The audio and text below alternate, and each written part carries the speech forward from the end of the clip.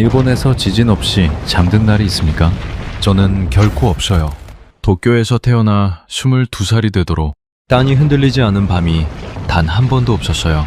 자다가 흔들리고, 밥 먹다가 흔들리고, 수업 중에 흔들려요. 일본에서 사는 건 어김없이 그런 거예요. 2011년 3월 11일, 규모 9.0, 일본 관측 역사상 최대 지진, 사망, 실종자 무려 약 22,000명. 그 숫자 안에 할아버지가 있었습니다. 그래서 반드시 지리학을 해야 했어요. 왜 이 땅은 이렇게 흔들리는가? 오직 그 질문 하나로요. 그런데 서울에 교환학생으로 왔을 때 이상한 걸 발견했습니다. 석 달이 지나도 지진이 없었어요. 서울과 도쿄의 위도 차이는 불과 2도예요. 그런데 일본은 연간 지진 1,500회, 한반도는 고작 70회, 무려 20배 차이예요. 설화산 111개 대 0개. 이게 당당히 같은 동아시아 이야기입니다. 그리고 이건 결국 시작이었어요.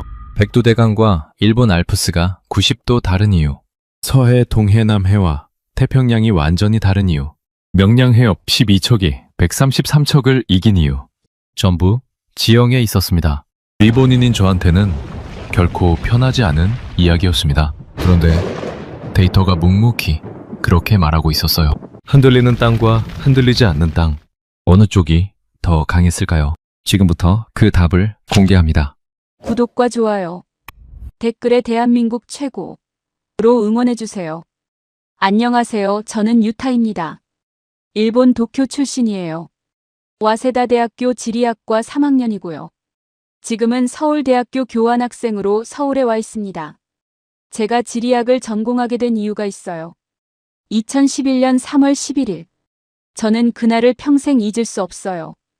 도쿄의 초등학교 3학년 교실에 앉아 있었는데 갑자기 땅이 흔들리기 시작했습니다. 책상 밑으로 들어가라는 선생님 목소리. 창밖으로 건물들이 흔들리는 모습. 규모 9.0. 일본 관측 역사상 최대 지진이었어요. 그런데 저한테 그날은 숫자가 아니에요. 할아버지가 미야기현 해안가 작은 마을에 살고 계셨어요. 지진 직후 쓰나미가 덮쳤습니다. 가족이 연락이 닿았을 때는 이미 늦었어요. 사망 실종자 약 22,000명. 그 숫자 안에 할아버지가 있었습니다. 그 이후로 저는 지진이 올 때마다 할아버지가 떠올랐어요. 도쿄에서는 1년에 크고 작은 지진이 수백 번 와요. 체감할 수 있는 것만 연 70회 이상이에요. 자다가 흔들리고, 밥 먹다가 흔들리고, 수업 중에 흔들려요. 그게 일본에서 사는 일상이에요.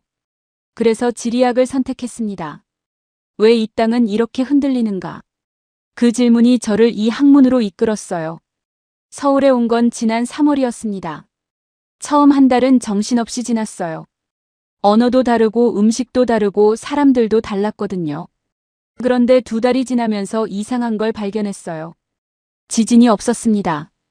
도쿄였으면 벌써 수십 번은 흔들렸을 텐데 서울은 아무것도 없었어요.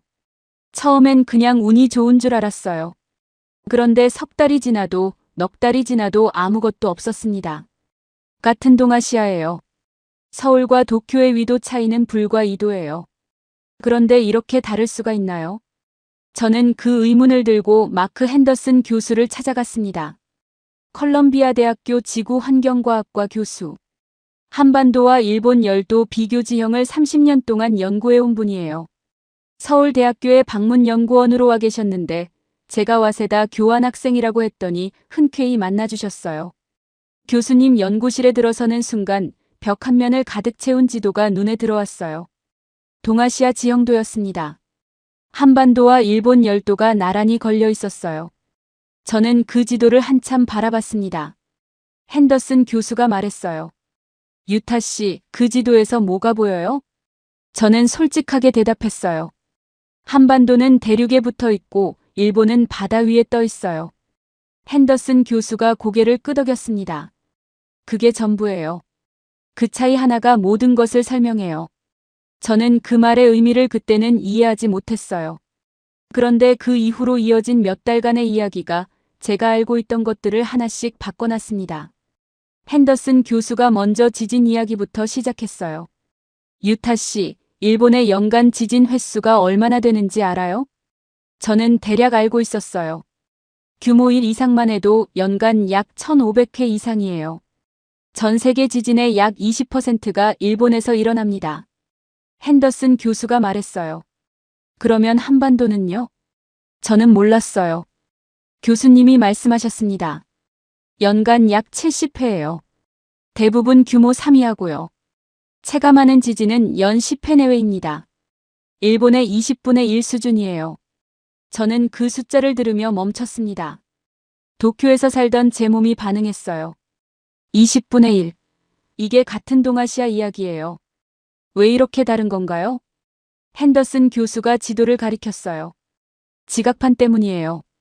일본 열도는 4개의 지각판이 만나는 지점에 걸쳐 있어요. 태평양판, 필리핀판, 유라시아판, 북아메리카판. 이 4판이 서로 충돌하고 밀고 당기면서 지진과 화산이 끊임없이 일어나는 거예요. 일본의 활화산이 100개가 넘는 이유가 이거예요. 그러면 한반도는요? 한반도는 유라시아판 안쪽에 안정적으로 위치해 있어요. 판의 경계에서 벗어나 있거든요. 그래서 지진이 적고 활화산이 없어요. 백두산이 있긴 한데 현재는 활동이 거의 없는 상태예요. 저는 그 설명을 들으며 지도를 다시 바라봤습니다. 그런데 한 가지가 더 눈에 들어왔어요. 일본 열도의 남북 길이가 약 3,000km예요. 한반도는 약 1,000km예요. 일본이 3배나 길어요. 그런데 한반도가 더 안정적인 기후를 가지고 있어요. 길이가 3배인 나라보다 3분의 1짜리 나라가 더 안정적인 이유가 오직 지각판 위치 하나 때문이에요. 저는 그 사실이 이상하게 강렬하게 다가왔습니다.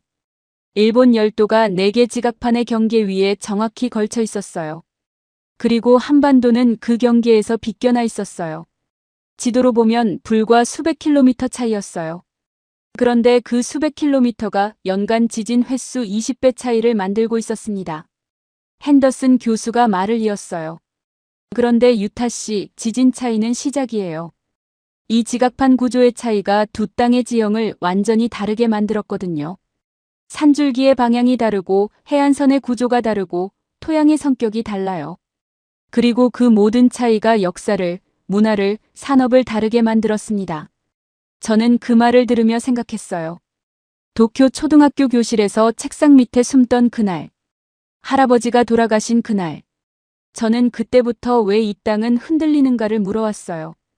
그런데 이제 처음으로 그 답의 윤곽이 보이기 시작했습니다. 그리고 그 답이 단순히 지질학적 설명이 아니라는 것도요. 핸더슨 교수가 말했어요. 내일부터 본격적으로 시작해요. 두 땅이 얼마나 다르게 설계돼 있는지를요. 저는 고개를 끄덕였습니다. 그리고 연구실을 나오면서 처음으로 서울 하늘을 제대로 올려다봤어요. 흔들리지 않는 땅 위에 서 있다는 게 이상하게 낯설었습니다. 다음 날 아침 핸더슨 교수가 지도 2장을 나란히 칠판에 붙였습니다. 왼쪽은 한반도 지형도, 오른쪽은 일본 열도 지형도. 저는 그 두 지도를 나란히 본 건 처음이었어요. 지리학과 학생이면서 이걸 나란히 놓고 비교해 본 적이 없었다는 게 이상하게 느껴졌습니다. 핸더슨 교수가 말했어요. 유타 씨, 두 지도를 보면서 가장 먼저 눈에 들어오는 게 뭐예요? 저는 잠깐 생각했어요. 그리고 말했습니다. 한반도는 위로 대륙이 붙어 있고 일본은 바다 위에 떠 있어요. 핸더슨 교수가 고개를 끄덕였어요. 그게 오늘 이야기의 전부예요. 반도와 열도. 이 두 단어의 차이가 두 나라의 역사, 문화, 산업을 완전히 다르게 만들었습니다. 단순한 지형 차이가 아니에요. 문명의 방향을 결정한 차이예요. 핸더슨 교수가 한반도 지형도를 가리켰어요. 한반도는 삼면이 바다로 둘러싸여 있어요. 서해, 동해, 남해. 그런데 북쪽으로는 중국 대륙과 연결돼 있어요. 육로로 대륙과 이어진 거예요. 이 구조가 무엇을 만들었을까요? 저는 생각해봤어요. 대륙과 연결돼 있다는 건 교류가 가능하다는 거잖아요. 핸더슨 교수가 말을 이었어요. 맞아요. 한반도는 수천 년 동안 대륙 문명의 영향을 직접 받았어요. 중국의 문자, 불교, 유교, 제도가 육로를 통해 들어왔어요. 그리고 그걸 받아들이면서 독자적인 문명으로 발전시켰어요. 한자를 받아들이고 한글을 만들었어요. 불교를 받아들이고 한국화된 불교를 만들었어요. 대륙의 영향을 받되 그것을 자기 것으로 소화하는 능력이 생긴 거예요. 저는 고개를 끄덕였어요. 그런데 뭔가 반박하고 싶었습니다. 그러면 일본도 대륙 문명의 영향을 받았잖아요. 중국 문화, 불교, 한자 전부 일본에도 들어왔는데요. 핸더슨 교수가 웃었어요. 맞아요. 그런데 어떻게 들어왔는지가 달라요. 교수님이 일본 열도 지형도를 가리켰습니다. 일본은 대륙에서 바다 건너 떨어져 있어요. 일본 열도와 한반도 사이가 대한해협이에요. 가장 좁은 곳이 약 200km예요. 대륙 문명이 일본에 들어오려면 반드시 바다를 건너야 했어요. 그 말은 일본이 받아들이고 싶을 때만 받아들일 수 있었다는 거예요. 저는 그 말이 무슨 뜻인지 바로 이해했어요. 일본은 스스로 선택해서 대륙 문명을 수입했어요. 막을 수도 있었고 선택할 수도 있었어요. 한반도는 달랐어요. 육로로 연결돼 있으니까 침략도 왔고 문화도 왔고 전쟁도 왔어요. 선택의 여지가 없었어요.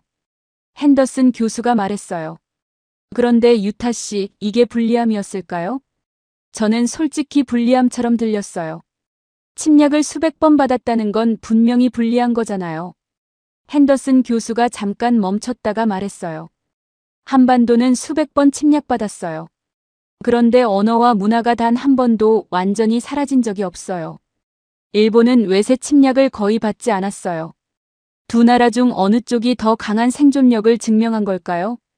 저는 그 질문에 바로 대답하지 못했습니다. 핸더슨 교수가 계속했어요. 반도 지형의 또 다른 특징이 있어요. 무역이에요. 한반도는 대륙과 바다를 동시에 가지고 있어요. 육로로 대륙과 교역하고 바다로 해양 세계와 교역할 수 있어요.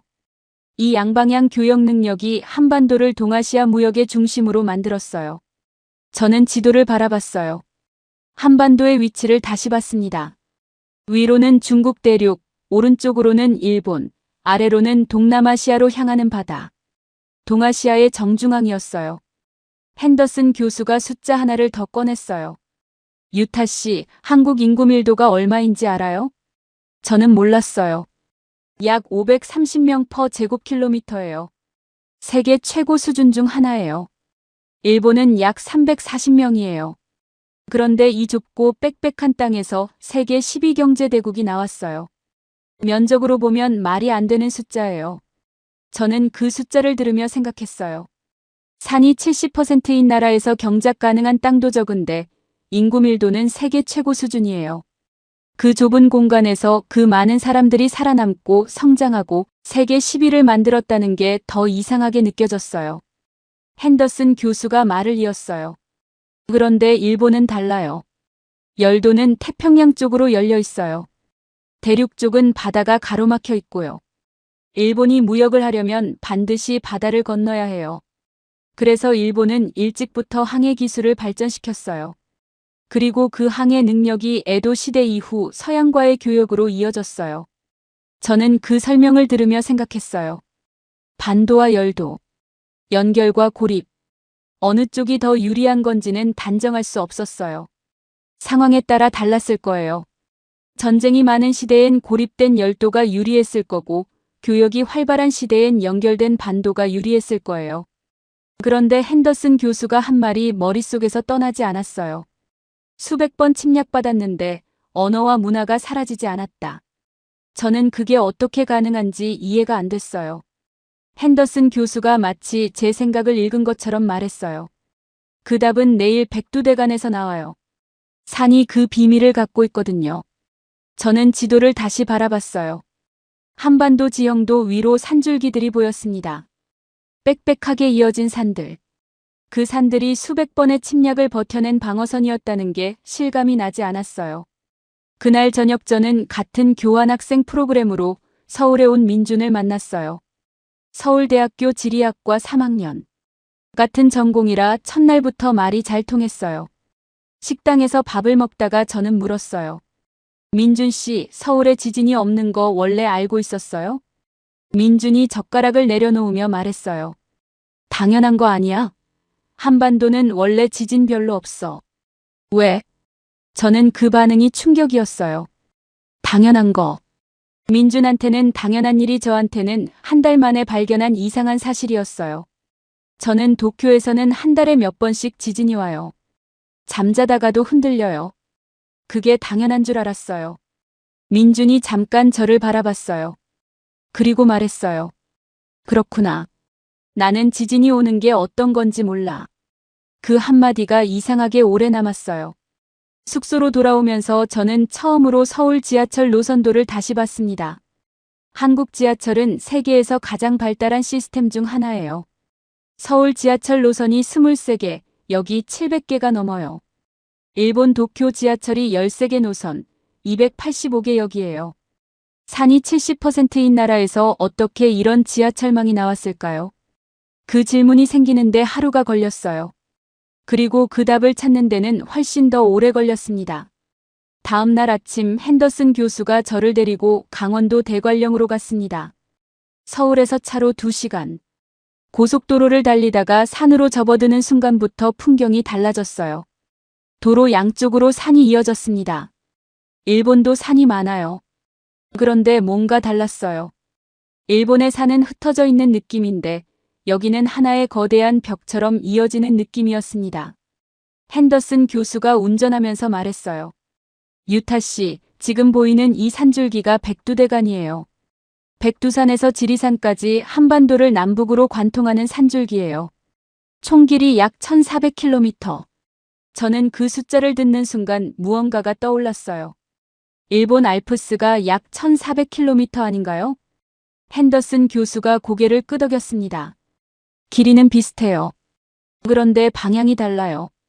그리고 방향이 다르면 하는 일이 완전히 달라져요. 대관령 정상 부근에 차를 세웠어요. 내리는 순간 공기가 달랐습니다. 서울보다 훨씬 서늘했어요. 핸더슨 교수가 능선을 가리켰어요. 지금 이 능선을 기준으로 동쪽과 서쪽의 날씨가 달라요. 오늘 동해안 강릉은 맑고 건조합니다. 서쪽 원주 쪽은 구름이 많고요. 같은 날, 같은 시간, 능선 하나를 사이에 두고요.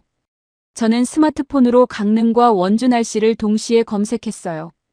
강릉 맑음 18도, 원주 흐림 14도. 직선 거리로 50km도 안 되는데 날씨가 완전히 달랐습니다. 핸더슨 교수가 설명했어요. 이걸 팬 현상이라고 해요. 동해에서 올라온 습한 공기가 이 가파른 동쪽 사면을 타고 빠르게 올라오면서 비를 뿌리고 차가워지는 거예요. 그리고 능선을 넘어 서쪽으로 내려오면 건조하고 따뜻해지죠. 산이 습한 공기에서 수분을 쥐어짜내는 겁니다. 저는 고개를 끄덕였어요. 알프스에도 팬 현상이 있어요. 독일 남부에서 자주 나타나죠. 그런데 뭔가 다르다는 게 느껴졌어요. 다른 점이 뭔가요? 핸더슨 교수가 지도를 꺼냈습니다. 방향이에요. 알프스는 동서로 누워 있어서 남북 기후를 나눠요. 지중해 열기가 북유럽으로 올라오는 걸 막는 가로 장벽이에요. 그런데 백두대간은 남북으로 서 있어서 동서 기후를 나눠요. 방향이 90도 달라요. 그리고 방향이 다르면 막는 것도 흘려보내는 것도 달라집니다. 저는 지도를 바라봤어요. 일본 알프스를 떠올렸습니다. 일본 알프스는 혼슈 중앙부를 가로질러요. 동서방향이에요. 그러면 일본은 남북 기후를 나누는 건가요? 핸더슨 교수가 맞다고 했어요. 그러면 백두대간은 여름에 동쪽 습기를 막고 일본 알프스는 북쪽 한기를 막는 건가요? 핸더슨 교수가 웃었어요. 정확해요. 그리고 그게 두 나라의 기후를 완전히 다르게 만든 이유 중 하나예요. 핸더슨 교수가 계속했습니다. 백두대간이 여름에 하는 일과 겨울에 하는 일이 달라요. 여름엔 동해에서 올라오는 습한 공기를 서쪽으로 넘어오지 못하게 걸러내는 필터예요. 그런데 겨울엔 반대로 시베리아에서 내려오는 차갑고 건조한 북서풍을 동쪽 해안에서 막아주는 방패가 돼요. 하나의 산줄기가 계절마다 다른 역할을 하는 살아있는 시스템이에요. 저는 그 설명을 들으며 일본 알프스를 다시 생각했어요. 일본 알프스는 어떤가요? 핸더슨 교수가 말했어요. 일본 알프스는 태평양에서 올라오는 습한 공기와 일본의 쪽 건조한 공기를 나눠요. 그래서 일본 혼슈는 태평양 쪽과 일본의 쪽 날씨가 극적으로 달라요. 태평양 쪽은 여름에 습하고 더워요. 일본의 쪽은 겨울에 눈이 엄청나게 많이 와요. 니가타 같은 지역은 세계에서 가장 눈이 많이 오는 곳 중 하나예요. 저는 그 말에 고개를 끄덕였습니다. 니가타 폭설은 유명하죠. 그러면 한반도 서쪽은요? 한반도 서쪽, 즉 서울 쪽은 백두대간이 동쪽 습기를 막아주니까 일본의 쪽보다 눈이 훨씬 적어요. 서울 연간 적설량이 약 28cm예요. 니가타는 약 200cm예요. 7배 이상 차이가 나요. 저는 그 숫자를 듣고 멈췄어요. 같은 위도인데 눈이 7배 차이라는 게 실감이 안 됐습니다. 핸더슨 교수가 말을 이었어요. 그리고 이게 산업에도 직결돼요. 서울이 눈이 적은 덕분에 반도체 공장, 정밀 제조 시설을 안정적으로 운영할 수 있어요. 폭설이 잦으면 물류가 마비되고 공장 가동이 어렵거든요. 백두대간이 눈을 막아주는 덕분에 수도권 전체가 연중 안정적인 산업 환경을 유지해요. 저는 그 연결이 놀라웠어요. 산줄기 방향이 반도체 산업에 영향을 미친다는 건 생각해 본 적이 없었거든요. 핸더슨 교수가 능선을 바라보며 말했어요. 백두대간의 총 길이가 얼마나 되는지 다시 생각해봐요. 1400km. 그런데 유럽 기후지리학 교과서에서 알프스는 한 챕터를 차지하고 백두대간은 각주에도 없어요. 저는 그 말을 들으며 이상하다는 생각이 들었어요. 지리학과 학생으로서 저도 백두대간을 이렇게 깊이 배운 건 처음이었거든요.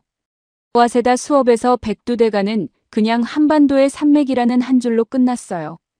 핸더슨 교수가 능선을 걸으면서 말했습니다.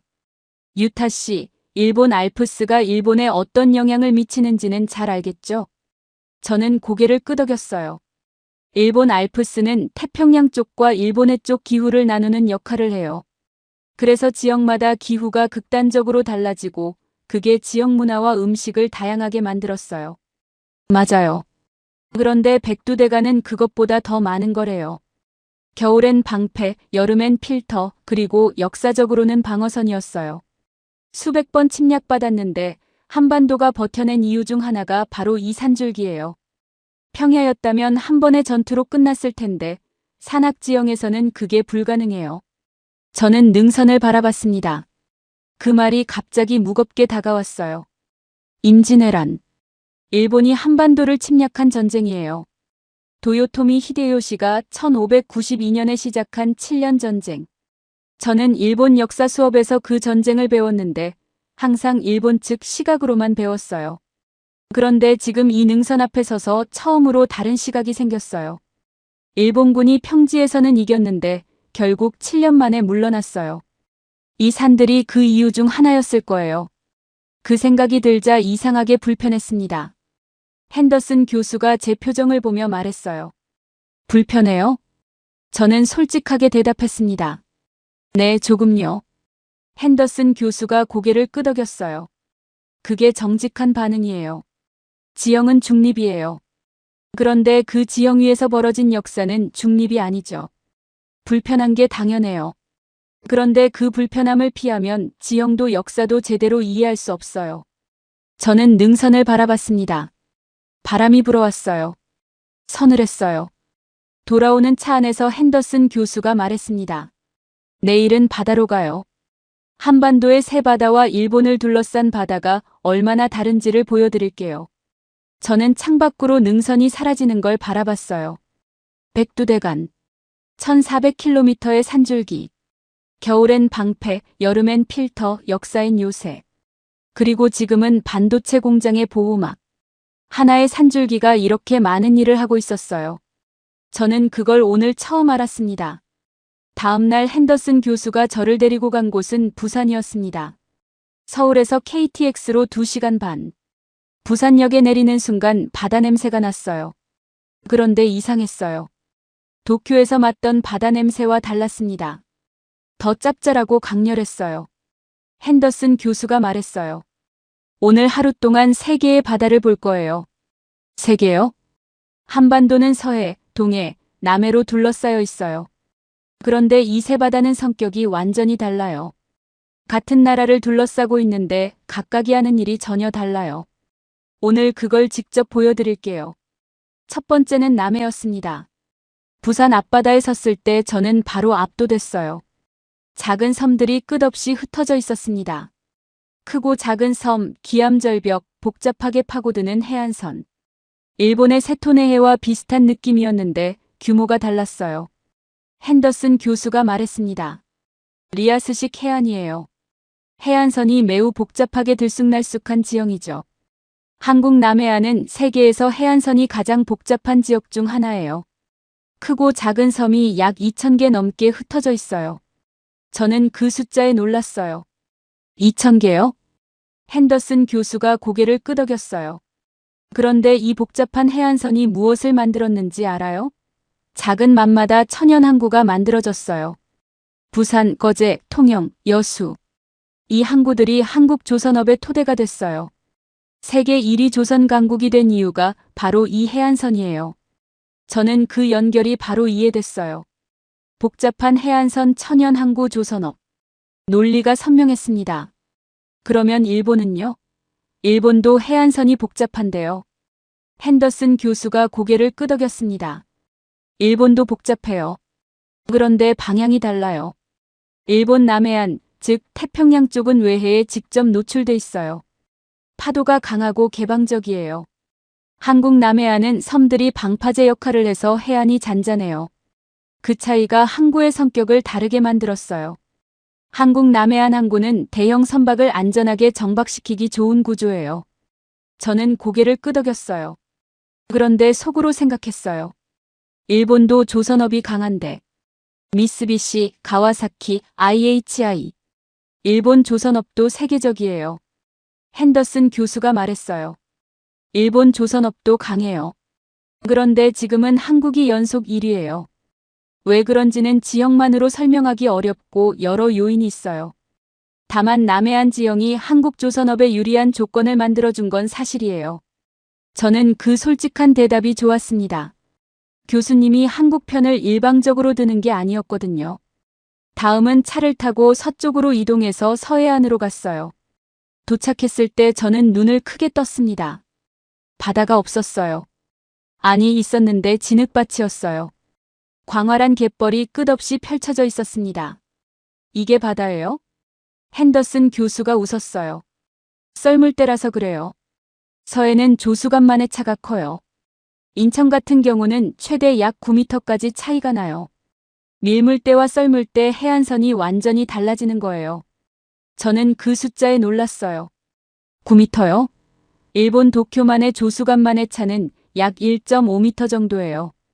무려 6배 차이가 나는 거잖아요. 핸더슨 교수가 말을 이었어요. 서해는 평균 수심이 약 44m예요. 얕아요. 수심이 얕으면 조수간만의 차가 커지거든요. 그리고 이 갯벌이 세계 5대 갯벌 중 하나예요. 면적이 약 2,500제곱킬로미터예요. 저는 갯벌을 바라봤어요. 어딘가 불리해 보였습니다. 이게 무슨 이점이 있는 거죠? 핸더슨 교수가 말했어요. 이 갯벌이 자연 정화 시스템이에요. 육지에서 흘러온 오염물질을 갯벌의 미생물과 조개들이 분해해요. 거대한 천연 정수 시설인 셈이에요. 그리고 어업과 양식업에 보고해요. 한국이 굴, 꼬막, 낙지 같은 갯벌 해산물로 유명한 이유가 이 서해 갯벌이에요. 그러면 일본 서쪽 바다, 즉 일본에는요? 핸더슨 교수가 지도를 꺼냈어요.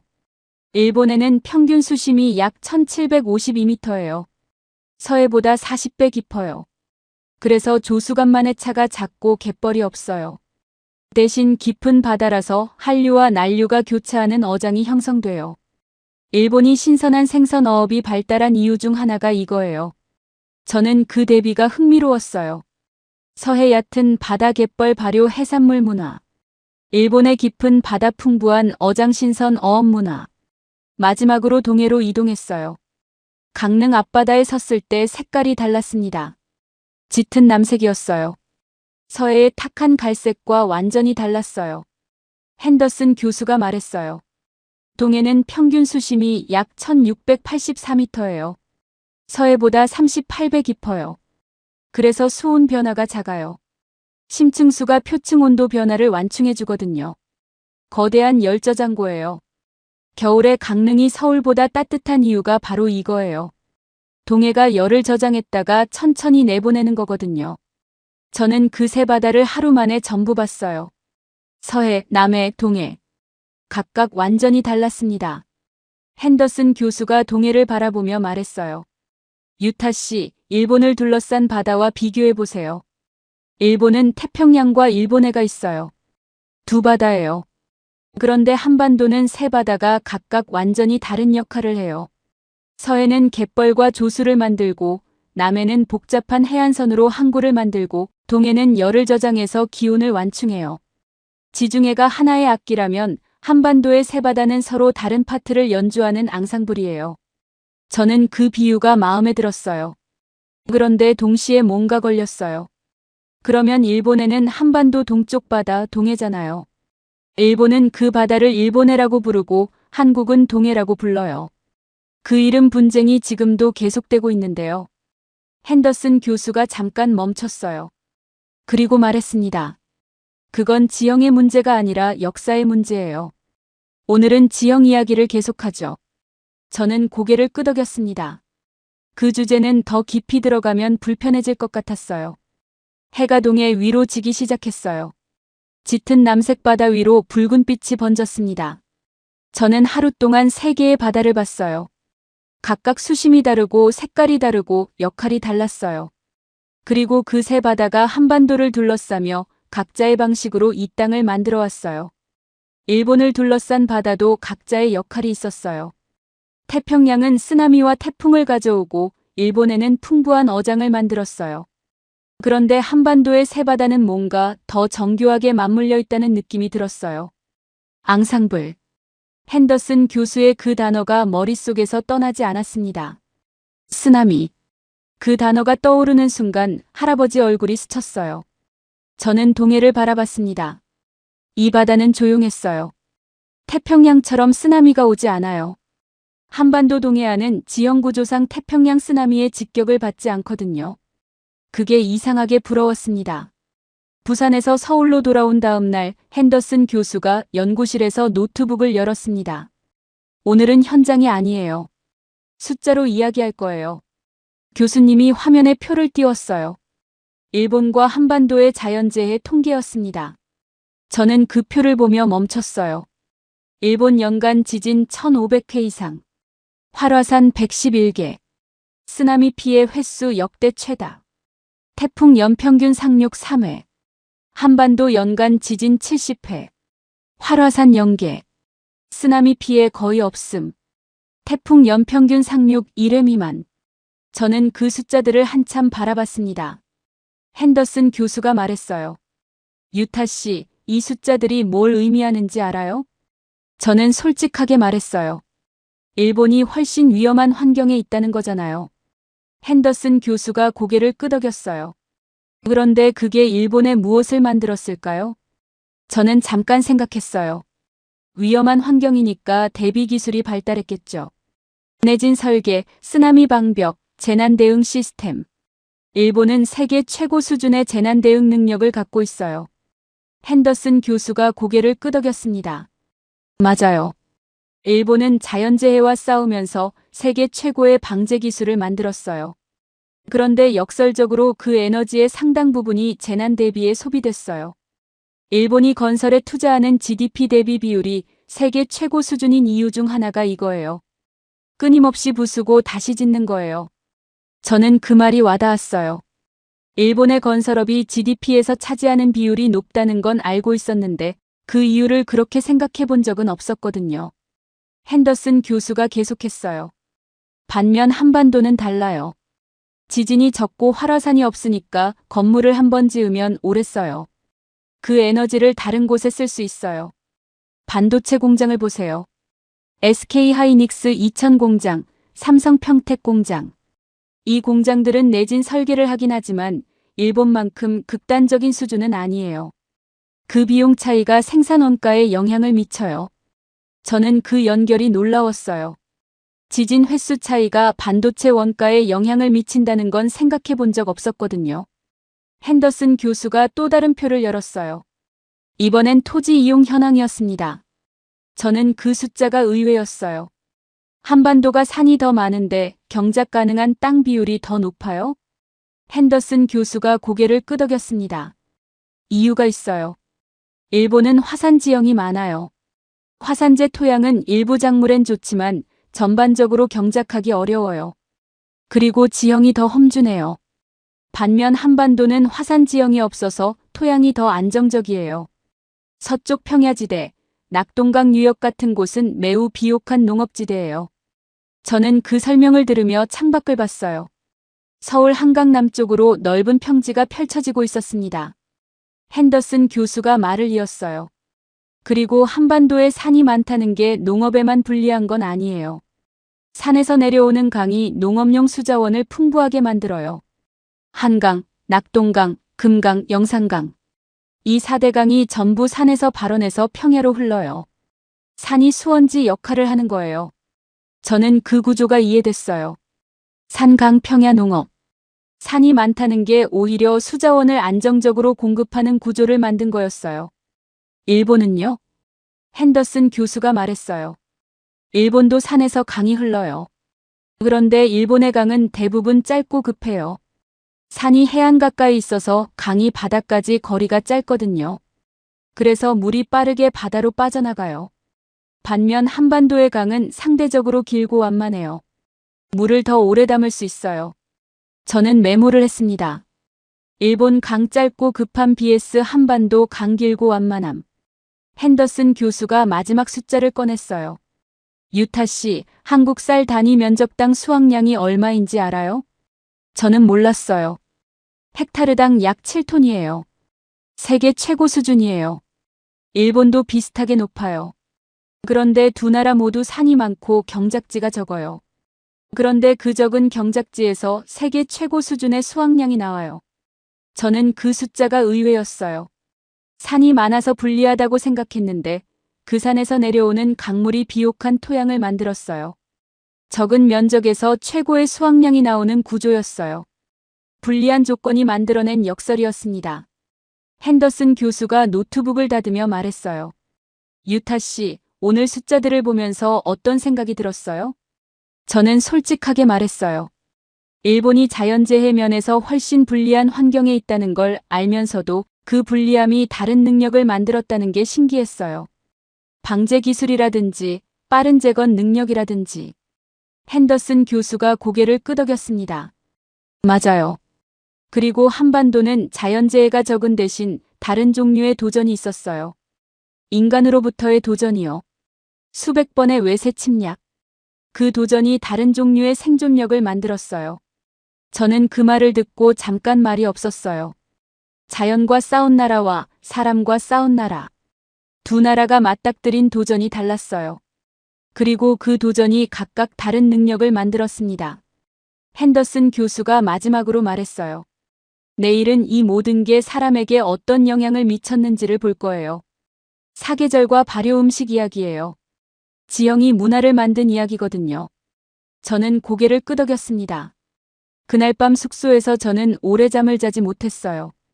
자연과 싸운 나라와 사람과 싸운 나라라는 말이 머릿속에서 맴돌았거든요. 일본은 수천 년 동안 지진, 태풍, 쓰나미, 화산과 싸웠어요. 그 싸움이 섬세한 기술력과 극도의 정밀함을 만들었어요. 한반도는 수천 년 동안 침략, 전쟁, 식민 지배와 싸웠어요. 그 싸움이 끈질긴 생존력과 빠른 회복력을 만들었어요. 2011년 3월 11일. 할아버지가 돌아가신 그날. 일본은 자연과의 싸움에서 또 한 번 졌어요. 그런데 그 싸움에서 진 나라가 수백 번 사람과의 싸움에서 진 것처럼 보이지만 결코 무너지지 않은 나라를 부러워한다는 게 이상하게 느껴졌어요. 저는 천장을 바라봤습니다. 서울의 밤은 조용했어요. 흔들리지 않았어요. 다음 날 아침 핸더슨 교수가 저를 데리고 간 곳은 서울 광장시장이었습니다. 전통시장이에요. 100년이 넘은 곳이에요. 입구에 들어서는 순간 냄새가 먼저 왔어요. 복잡한데 거부감이 없는 냄새. 발효 냄새였습니다. 핸더슨 교수가 말했어요. 오늘은 지영이 음식을 만든 이야기예요. 그런데 음식 이야기가 아니에요. 사람 이야기예요. 저는 시장 안으로 걸어 들어갔습니다. 빈대떡을 부치는 노점, 각종 젓갈을 파는 가게, 그리고 거대한 항아리들이 줄지어 있는 된장 가게. 핸더슨 교수가 김치 가게 앞에 멈췄어요. 유타 씨, 김치가 몇 종류인지 알아요? 저는 몰랐어요. 200종류가 넘어요. 배추김치, 깍두기, 총각김치, 열무김치, 파김치. 지역마다 다르고 계절마다 다르게 담가요. 그런데 왜 이렇게 다양해졌는지 알아요? 저는 고개를 저었어요. 한반도의 사계절 때문이에요. 여름엔 채소가 넘쳐나지만 겨울엔 아무것도 자라지 않아요. 그 긴 혹독한 겨울을 버티려면 여름과 가을에 음식을 저장해야 했어요. 그 저장 방법이 발효예요. 저는 그 설명을 들으며 일본을 떠올렸어요. 일본도 사계절이 있는데 이렇게 다양한 발효 문화가 발달하지 않았어요. 왜 그런가요? 핸더슨 교수가 바로 대답했습니다. 일본은 삼면이 바다예요. 겨울에도 신선한 생선을 구할 수 있었어요. 굳이 발효로 저장하지 않아도 됐거든요. 그런데 한반도는 달랐어요. 내륙 산악 지역은 바다에서 멀었어요. 겨울에 신선한 식품을 구하기 어려웠어요.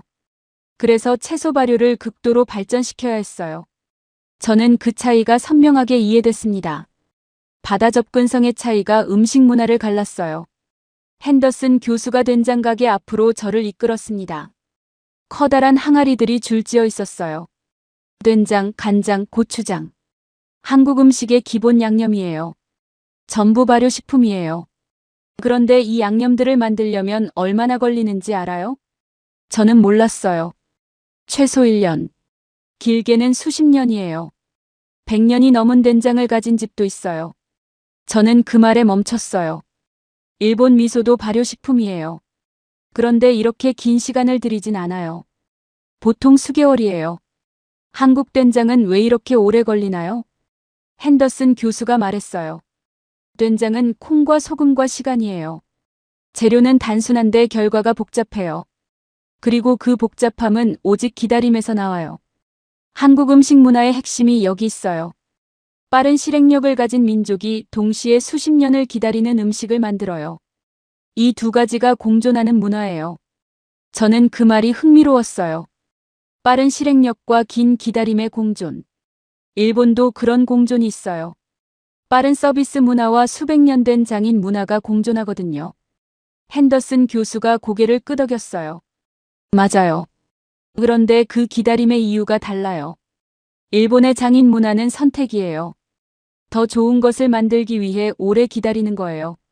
한국의 발효 문화는 생존이었어요. 겨울을 버티기 위해 어김없이 담가야 했던 거예요. 선택이 아니었어요. 저는 그 차이가 깊게 다가왔어요. 핸더슨 교수가 시장을 걸으면서 말했습니다. 그런데 오늘 이야기에서 가장 중요한 게 아직 남아 있어요. 뭔가요? 김장이에요. 김장철이 되면 온 마을이 함께 모여서 김치를 담가요. 수백 포기를 혼자 담글 수는 없거든요. 혼자서는 겨울을 버틸 수 없는 환경에서 반드시 함께 준비해야 했어요.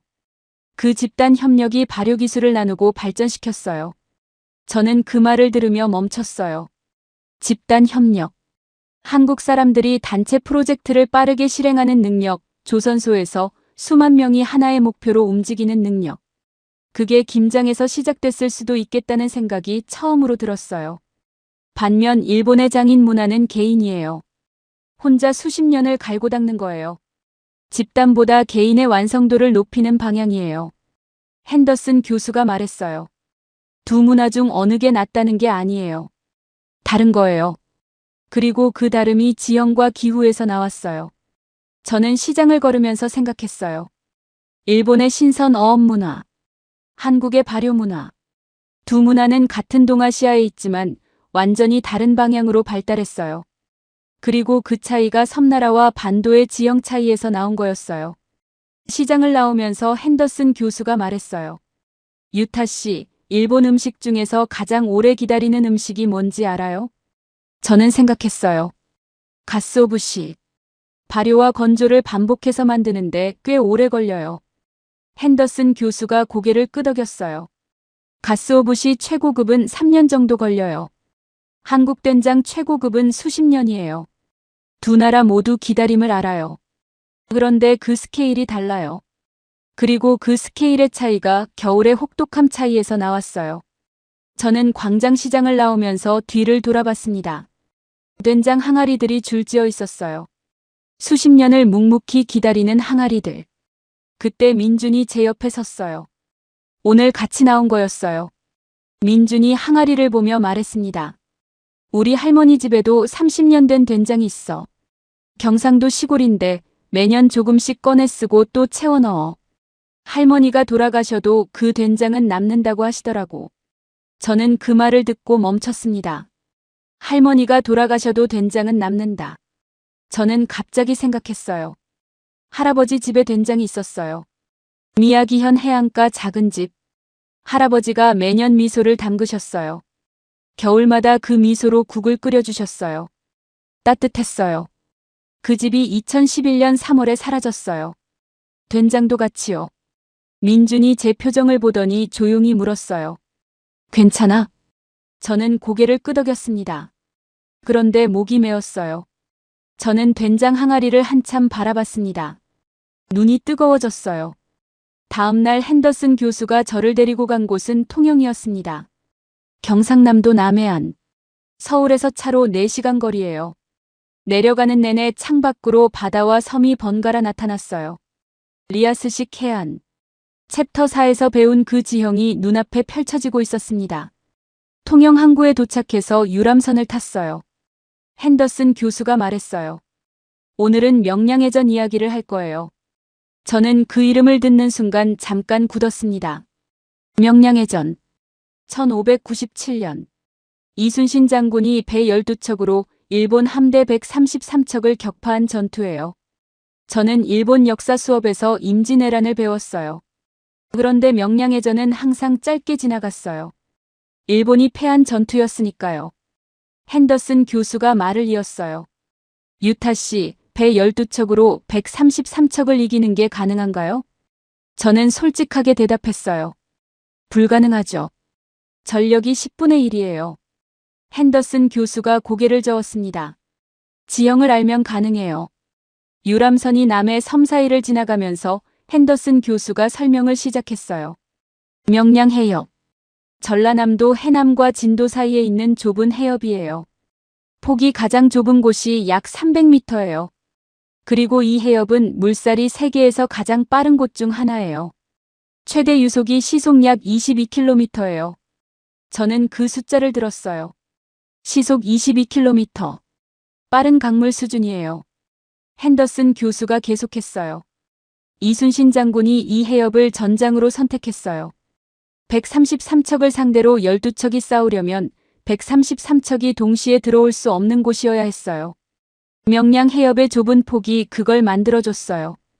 그리고 빠른 물살이 대형 함선의 기동을 방해했어요. 일본 함선은 크고 무거웠거든요. 빠른 물살에 조종이 어려워졌어요. 저는 그 전략이 이해됐어요. 지형을 이용한 거였어요. 물살과 해협의 폭을 계산한 거였어요. 핸더슨 교수가 말을 이었어요. 그런데 이게 가능하려면 이 지형을 완벽하게 알아야 해요. 물살이 언제 어느 방향으로 바뀌는지, 해협에서 어떻게 배를 움직여야 하는지. 이순신 장군은 그걸 알고 있었어요. 일본 함대는 몰랐고요. 저는 유람선에서 바다를 바라봤어요. 섬과 섬 사이로 물살이 보였습니다. 핸더슨 교수가 말했어요. 유타 씨, 이 전투가 지형 이야기인 이유가 있어요. 한반도 사람들은 수천 년 동안 이 복잡한 해안선 위에서 살아왔어요. 어디서 물살이 새고 어디에 암초가 있고 언제 조류가 바뀌는지를 몸으로 알고 있었어요.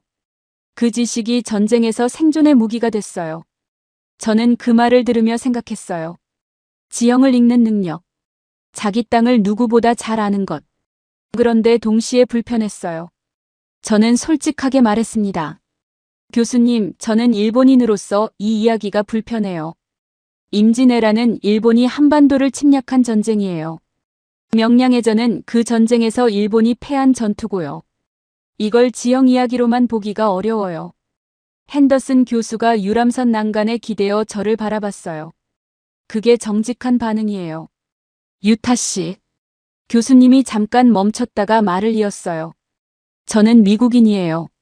미국도 역사적으로 많은 나라를 침략하거나 개입했어요. 한국도 마찬가지예요. 한국 전쟁 때 미군이 들어갔어요. 그 전쟁에서 수많은 사람이 죽었어요. 저는 그 역사를 편하게 볼 수 없어요. 그런데 그 불편함을 느끼는 게 역사를 제대로 보는 시작이에요. 저는 그 말이 마음에 닿았어요.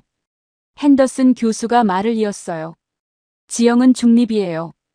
명량 해협은 지금도 같은 자리에 있어요. 물살도 같아요. 그런데 그 지형 위에서 일어난 일들은 중립이 아니에요. 침략이 있었고 저항이 있었고 죽음이 있었어요. 그 모든 걸 보는 거예요. 불편하더라도요. 저는 바다를 바라봤어요. 유람선이 좁은 해협 사이를 지나가고 있었어요. 물살이 느껴졌어요. 배가 흔들렸습니다. 핸더슨 교수가 말했어요. 임진왜란이 7년 동안 이어진 이유도 지형이에요. 일본군은 평지에서 이겼어요. 한 달 만에 평양까지 진격했어요. 그런데 전쟁이 길어지면서 산악지형과 복잡한 해안선이 발목을 잡았어요. 의병들이 산에서 게릴라전을 펼쳤고 이순신이 바다에서 보급로를 끊었어요. 결국 7년 만에 철수했어요. 저는 조용히 말했어요. 할아버지한테 임진왜란을 배운 적이 있어요. 도요토미 히데요시가 조선을 통해 명나라까지 진출하려 했다고요. 그때는 그냥 역사 이야기였는데 지금 이 바다 위에서 들으니까 달라요. 핸더슨 교수가 물었어요. 어떻게 달라요? 저는 잠깐 생각했어요. 그리고 말했습니다. 그때 침략당한 사람들이 지금 이 바다를 만들고 이 땅을 만들고 이 나라를 만들었다는 게 느껴져요. 역사책에서는 숫자였는데 여기서는 사람이에요. 핸더슨 교수가 아무 말도 하지 않았어요. 그냥 바다를 바라봤습니다. 유람선이 통영항구로 돌아오고 있었어요. 저는 항구 풍경을 바라봤어요. 크고 작은 배들이 정박해 있었습니다. 조선소 크레인이 멀리 보였어요. 핸더슨 교수가 조용히 말했어요. 저 크레인이 보여요? 세계에서 가장 큰 조선소가 여기서 2시간 거리예요. 거제도 삼성중공업, 하나오션. 명량해전에서 이순신이 이용한 그 복잡한 해안선이 지금 세계 1위 조선 강국의 토대가 됐어요. 저는 크레인을 바라봤습니다. 430년 전에 일본 함대를 막은 그 해협이 지금은 세계 최대 선박을 만드는 나라의 토대가 된 거였어요. 역사와 지형과 산업이 하나로 연결되는 순간이었어요. 그리고 그 연결 한가운데 일본이 있었어요. 침략자로도 지금은 경쟁자로도. 저는 그 생각이 불편했어요. 그런데 동시에 피할 수 없었습니다. 통영에서 서울로 돌아온 그날 밤, 저는 잠을 자지 못했습니다. 침대에 누워서 천장을 바라봤어요. 서울은 조용했어요. 흔들리지 않았어요. 머릿속에서 이번 달이 빠르게 돌아갔습니다. 지진이 없었어요. 지각판 경계에서 벗어나 있었어요. 백두대간이 필터이자 방패였어요. 세 바다가 각각 다른 역할을 했어요. 자연재해가 적어서 건설 에너지를 다른 곳에 썼어요. 사계절이 발효 문화를 만들었어요. 복잡한 해안선이 조선업을 만들었어요. 명량 해협의 물살이 침략을 막았어요. 그 모든 것이 지형에서 시작됐어요. 그런데 저는 그 지형의 반대편에 있는 나라에서 왔어요. 지진이 연간 1500번 오는 나라. 활화산이 111개인 나라. 쓰나미가 오는 나라. 그리고 430년 전 이 땅을 침략한 나라. 저는 눈을 감았습니다. 다음 날 아침 핸더슨 교수가 저를 한강공원으로 데려갔어요. 민준도 같이였습니다. 핸더슨 교수가 먼저 연락했다고 했어요. 서울 여의도. 한강공원 벤치에 셋이 나란히 앉았습니다. 강이 동서로 흐르고 있었어요. 강변에는 자전거 타는 사람들, 돗자리를 펼치고 앉은 가족들, 치킨을 먹으며 웃는 젊은이들. 핸더슨 교수가 조용히 말했어요. 유타 씨, 어젯밤 잠 못 잤죠? 저는 솔직하게 고개를 끄덕였습니다. 뭐가 걸렸어요? 저는 한참 말이 없었어요. 그리고 천천히 말했습니다. 여러 가지요. 그런데 가장 걸린 건 할아버지였어요. 핸더슨 교수가 말없이 기다렸어요. 저는 계속했습니다. 2011년 3월 11일에 할아버지가 돌아가셨어요. 미야기현 쓰나미로요. 저는 그때부터 왜 일본 땅은 이렇게 흔들리는가를 물어왔어요. 그래서 지리학을 선택했고요. 그런데 이번 달에 보니까 서울은 흔들리지 않았어요. 지각판 경계에서 벗어나 있어서요. 저는 그게 처음에 그냥 지질학적 차이라고 생각했어요. 저는 잠깐 멈췄습니다. 그런데 어젯밤에 생각해 보니까 그 차이가 너무 컸어요. 할아버지는 지진으로 돌아가셨는데 200km도 안 되는 거리에 흔들리지 않는 땅이 있었어요. 그 사실이 밤새 머릿속에서 떠나지 않았어요. 핸더슨 교수가 한강을 바라보며 말했어요. 그 생각을 끝까지 해봤어요? 저는 고개를 저었어요. 끝까지 하기가 무서웠어요. 핸더슨 교수가 조용히 말했습니다. 해봐요. 지금. 저는 강을 바라봤어요. 바람이 불어왔습니다. 할아버지가 살던 미야기현 해안가. 2011년 3월 11일 오후 2시 46분. 규모 9.0 지진. 그리고 쓰나미. 할아버지는 그날 집에 계셨어요. 만약 할아버지가 한반도에 살았다면, 만약 그 집이 서울에 있었다면, 저는 눈이 뜨거워졌습니다. 말이 안 됐어요. 지형이 다르다는 이유만으로 삶과 죽음이 갈린다는 게 200km 차이로. 그게 말이 됩니까? 핸더슨 교수가 조용히 말했어요. 말이 안 되는 것처럼 느껴지죠. 그런데 지형은 원래 그래요. 공정하지 않아요. 어떤 땅에서 태어나느냐가 삶의 조건을 결정해요. 그게 지형이 가진 가장 냉혹한 면이에요. 저는 눈물이 났습니다. 한강공원 벤치에 앉아서요. 민준이 제 옆에서 아무 말도 하지 않았어요. 그냥 강을 바라봤습니다. 그게 오히려 다행이었어요. 위로의 말이 나왔다면 더 무너졌을 것 같았거든요. 핸더슨 교수가 말을 이었어요. 그런데 유타 씨, 한 가지 더 생각해봐요. 일본은 그 불공정한 조건에서 어떻게 했어요? 저는 눈물을 닦으며 생각했어요. 세계 최고 방제 기술을 만들었어요. 내진 설계, 쓰나미 방벽, 재난 대응 시스템. 그리고 2011년 이후 더 강화했어요. 핸더슨 교수가 고개를 끄덕였어요. 지형이 불리하면 사람이 그걸 극복해요. 일본이 그렇게 했어요. 그리고 한반도는 자연재해가 적은 대신 수백 번의 침략에서 살아남았어요. 두 나라 모두 불공정한 조건에서 시작했어요. 그리고 두 나라 모두 각자의 방식으로 그걸 극복했어요. 저는 한강을 바라봤습니다. 강 위로 유람선이 지나갔어요. 강변공원에서 아이들이 뛰어놀고 있었어요. 70년 전 이 강변은 전쟁터였어요. 한국 전쟁 때 한강 다리가 끊겼어요. 피난민들이 끊긴 다리에서 강으로 뛰어들었어요. 그런데 지금 이 강변에 사람들이 치킨을 먹고 자전거를 타고 있었습니다. 핸더슨 교수가 말했어요. 유타 씨, 이번 달 동안 배운 것들을 한 문장으로 정리해봐요. 저는 오래 생각했습니다. 그리고 말했어요. 지형은 공정하지 않다. 그런데 사람은 그 불공정함 위에서 각자의 방식으로 문명을 만들었다. 핸더슨 교수가 웃었어요. 그거예요. 저는 강을 바라봤습니다. 할아버지. 저는 할아버지가 왜 돌아가셨는지 알게 됐어요. 지각판 경계 위에서 태어났기 때문이에요. 그건 할아버지 잘못도 누구 잘못도 아니에요. 그냥 지형이에요. 그런데 그 지형 위에서 일본은 수천 년 동안 흔들리면서도 무너지지 않았어요. 세계 어디에도 없는 방제 기술을 만들었고, 세계 어디에도 없는 장인 문화를 만들었고, 세계 어디에도 없는 섬세함을 만들었어요. 할아버지도 그 문명의 일부였어요. 저는 눈을 감았습니다. 바람이 불어왔어요. 흔들리지 않는 서울 한강공원에서 저는 처음으로 흔들리는 일본 땅이 자랑스럽다는 생각이 들었어요. 그리고 동시에 그 흔들림 속에서 할아버지를 잃었다는 사실이 더 슬펐습니다. 한참 후에 민준이 조용히 말했어요. 우리 할머니도 폭염으로 돌아가셨어. 몇 년 전에. 시스템이 없었거든. 그때는. 저는 민준을 바라봤습니다. 민준이 강을 보며 말을 이었어요. 자연이 됐든 사람이 됐든 준비가 안 돼 있으면 잃는 거야. 그게 어느 나라든 똑같아. 저는 그 말을 듣고 한강을 바라봤어요. 우리는 한동안 아무 말도 하지 않았습니다. 셋이서. 강이 흐르고 있었어요. 영상을 끝까지 시청해 주셔서 감사합니다.